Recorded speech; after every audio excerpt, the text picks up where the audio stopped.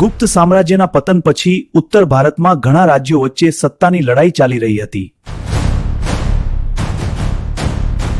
પુષ્યભૂતિ વંશના રાજા પ્રભાકર વર્ધન હતા. તેમના 2 પુત્ર અને 1 પુત્રી હતી.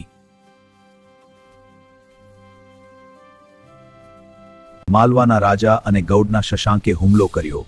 રાજ્યશ્રીના પતિની હત્યા થઈ અને રાજ્યશ્રીને કેદ કરી લેવામાં આવી.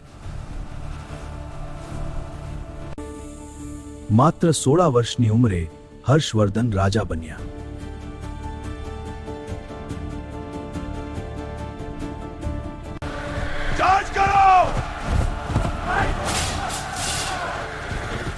હર્ષવર્ધને યુદ્ધ કરીને પોતાની બહેન રાજ્યશ્રીને મુક્ત કરી દીધી. 6 વર્ષમાં હર્ષવર્ધને ઉત્તર ભારતના મોટા ભાગ પર વિજય મેળવ્યો.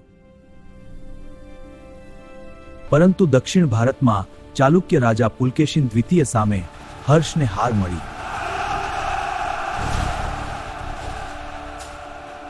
હર્ષ માત્ર યુદ્ધવીર જ નહીં પણ દાનવીર અને શાંતિપ્રિય રાજા પણ હતા.